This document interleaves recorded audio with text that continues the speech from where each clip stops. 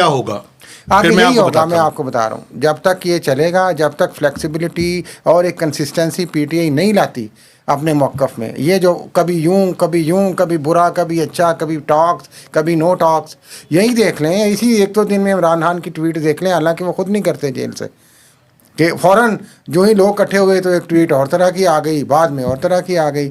بھائی آپ ایک پولیٹیکل اپروچ آپٹ کریں, آپ ایک سیاسی جماعت ہیں, آپ نے اسپیس کریٹ کرنی ہے. آپ کے ہزاروں لوگ آپ خود کہتے ہیں کہ قید میں ہیں اور صعوبتیں برداشت کر رہے ہیں, جعلی کیسز برداشت کر رہے ہیں, آپ ان کو ریلیف کیسے دلوائیں گے؟ مجھے سوال کرنے دیں, آپ اگر عمران آپ خان اسپیس کو دیتے جائیں گے دوسری سیاسی جماعتوں کو. عمران خان کو نواز شریف بنانا چاہتے ہیں؟ بھائی نواز شریف بھی تو دیکھیں نا, میری یار سنیں, نواز شریف بھی تو ابھی تک پوری طرح نہیں نا بدلا, سائڈ لائن ہی ہوا ہے نا. ان کے دل کے اندر بھی ایسی ہی چیزیں ہیں.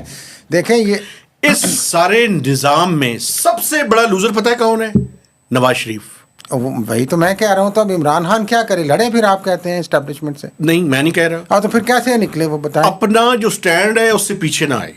پیچھے نہیں آ رہا, لیکن کیا کرے پھر وہ دیکھیں, وہ ادھر ہمارے کھاتا رہے. نہیں, ان کی ان کی جماعت کو جلسہ نہیں کرنے دیا جاتا ہے, اکٹھے نہیں ہونے دیا جاتا ہے, یہاں پہ پرچے درج کیے جاتے ہیں, وہ یہ ریلیف کیسے لیں؟ میں وائلنس کا قطعاً سپورٹر نہیں ہوں. دیکھیں ایک بات سن لیں, ایک تو آپ سے گزارش ہے, میں تو اڈیالہ جیل جاتا نہیں. اچھا, آپ جاتے ہیں. اب تو کوئی بھی نہیں جاتا, آپ تو جانے نہیں دیتے. آپ جب بھی آپ کو موقع ملے آپ جائیں تو عمران خان سے یہ پوچھیں کہ وہ پڑھ کیا رہے ہیں. اچھا, کچھ نہیں پڑھے وہ, پتہ نہیں کو پٹی پاڑے ہوں گے, پٹی پڑھا رہے, پٹی کوئی نہیں پڑھ رہے. نہیں, سنیں, وہ پڑھ رہے ہیں,